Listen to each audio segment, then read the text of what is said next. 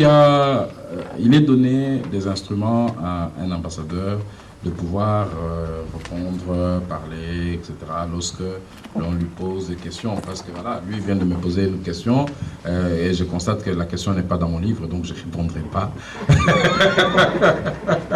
Non, mais tout ce que je sais, c'est que le ministre a promis à son retour de pouvoir donner un peu plus de détails, mais c'était des effets d'annonce pour dire que quand ils vont aux États-Unis, ils vont avec plutôt des éléments pour dire qu'ils ont bien travaillé pendant cette période où il y a eu, comment on appelle ça, recadrement, non, c'est pas un mot français, oui, recadrement par rapport aux remarques que nous avons eues de dérapage qu'il y a eu. Donc, ils ont fait un travail qui permet à ce qu'aujourd'hui, ils puissent se défendre. Et avant de partir, ils ont annoncé que, voilà, nous avons fait ça, nous avons évité ça, nous avons empêché ça. Et aujourd'hui, nous avons un excédent de ceci qui peut permettre à ce que, de l'autre côté, qu'on puisse dire, bon, à part ça, qu'est-ce qu'il y a d'autre, qu'est-ce qui reste à faire. Donc, c'était dans ces cadres-là. Et je ne sais pas aller plus en détail, bien que j'en connaisse quelques éléments là-dessus. Donc, pour revenir à cette question, je pense que écrire, c'est aussi quand nous faisons des discours. C'est autant quand je parle avec Madame Cros ou avec Monsieur Misser ou avec vous-même. Donc, je me dis toujours, si je dis ça, demain, elle va écrire. Donc je suis jamais, je sais pas, avant, je n'étais pas moi-même quand j'avais encore une année ici. Maintenant, je pense que je deviens l'autre depuis 4 ans. Je ne réfléchis plus par moi. Je me dis, si moi je dis ça, ça va être, ça risque d'être un incident diplomatique. Donc, deux fois, ça m'oblige à me contrôler 25 000 fois et à chercher. C'est ce qui est intéressant. C'est que chercher l'information, je dois appeler Kinshasa presque chaque jour, lire, écouter. Mais à un moment donné, c'est mon devoir, ici en Europe en tout cas, d'expliquer à mes partenaires ce qui est fait au Congo, ce qui a été fait, ce que j'attends de mes partenaires, de nos partenaires pour mon pays. Donc en fait, c'est un plaidoyer, si vous voulez, que je présente. C'est vrai que c'est assez difficile, surtout lorsque vous allez lire le livre. Je ne sais pas si vous aussi, comme Manzanza, vous l'avez déjà lu, mais lorsque vous allez lire le livre, vous remarquerez que nulle part, j'ai fait allusion à moi. Donc ça non plus, ce n'est pas très facile.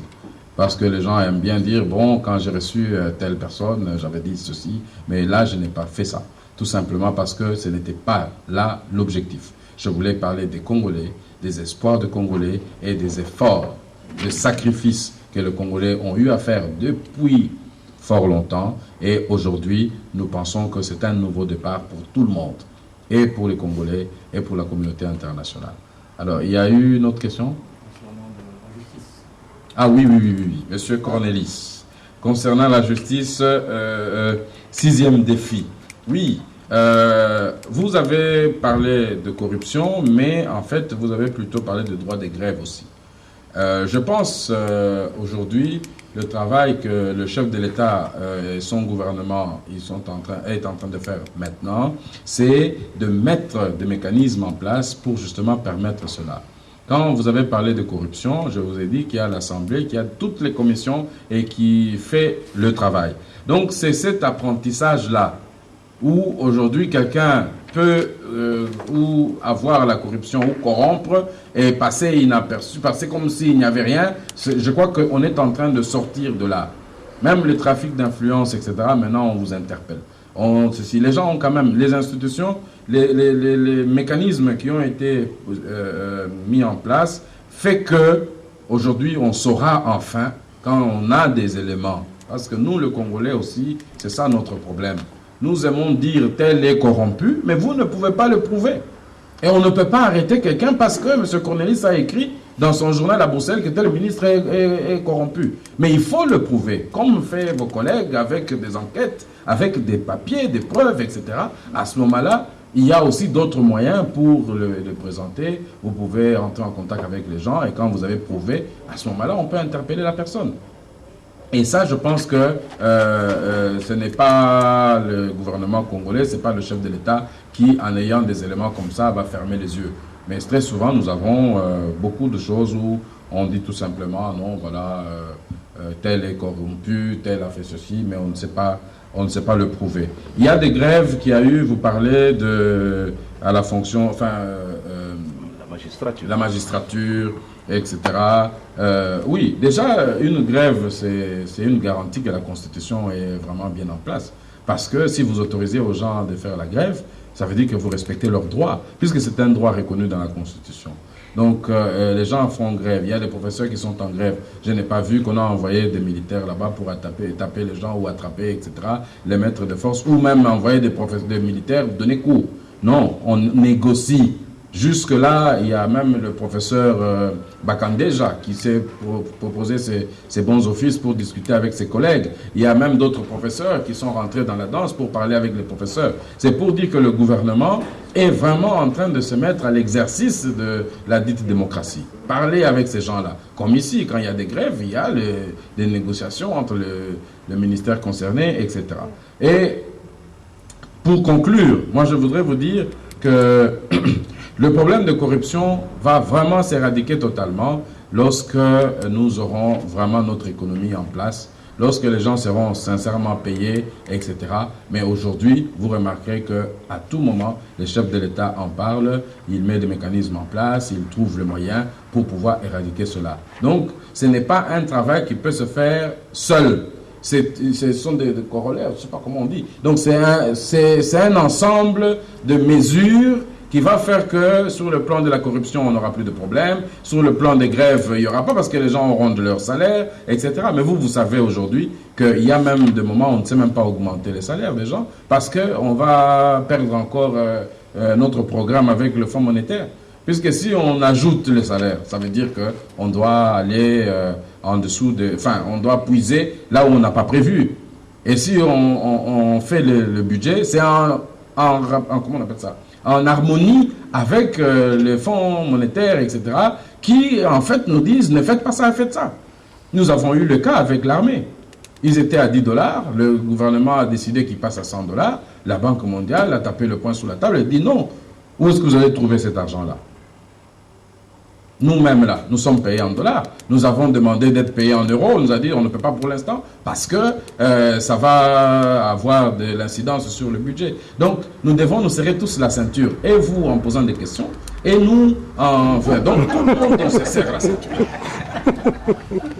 Oui. Il y a encore une personne? Oui. C'est Abel de la Bio-Livre. Une question simple. Je n'ai pas encore lu le livre. Ben, j'entends M. l'ambassadeur dire qu'il a essayé d'énumérer un peu ce qui a été fait entre 2006 et 2007. Je pose la question inverse. Qu'est-ce qui aurait dû être fait et n'a pas été fait? Quelles sont les raisons? Bon, donc vous voulez que je fasse votre travail? Ah oui. Moi, je suis au gouvernement, je vous dis ce qui a été fait. Et je crois que la presse fait bien son travail, elle dit toujours ce qui n'a pas été fait, 2 fois même quand ça a été fait. Donc moi, ici, là, je ne vais pas me mettre à la place de la presse. La presse analyse, on peut même ajouter l'opposition. L'opposition aussi. Donc en fait, ce qui est agréable, M. Abel, j'aimerais que vous veniez de temps en temps et souvent à Kinshasa. Ce qui est agréable ici, c'est qu'il y a beaucoup de verrous maintenant autour du pouvoir. Parce que nous savons que si nous agissons comme ça, c'est la presse qui va parler, c'est l'opposition qui va parler, etc. Donc ce n'est plus comme par le passé où je me réveillais le matin, boum, et fini. Non. Aujourd'hui, même à nous ici, nos propres ministres commencent un peu à nous respecter. Parce qu'ils disent, ah, si j'attaque là, il peut aller là, il peut aller là, il peut aller là. Donc, il y a vraiment quelque chose qui est en train de revenir. Moi, je ne peux pas vous dire que ce qui n'a pas été fait, qui aurait dû être fait, mais ce que je peux vous dire, c'est ce qui a été fait aujourd'hui mérite que vous félicitiez ceux qui le font pour les encourager davantage. Parce que si le tableau est toujours noir, noir, noir, les gens vont dire alors ça sert à quoi?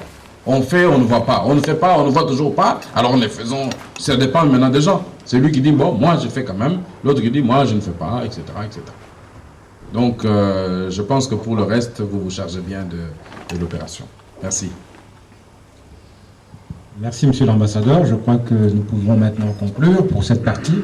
Et avant de terminer, je voudrais préciser que le produit de la vente de ce livre sera versé à l'association culturelle et sportive de Ngaliema, qui a comme objectif, entre autres, d'encadrer la jeunesse déshéritée, de construire des infrastructures sociales et sportives et d'encourager les talents dans divers domaines de la culture. Voilà. Donc, il se vend combien? Il se vend à 15 €. Mais il faut en acheter à partir de 10. Voilà. Donc voilà, enfin, à la clôture de notre conférence de présentation du livre à la presse,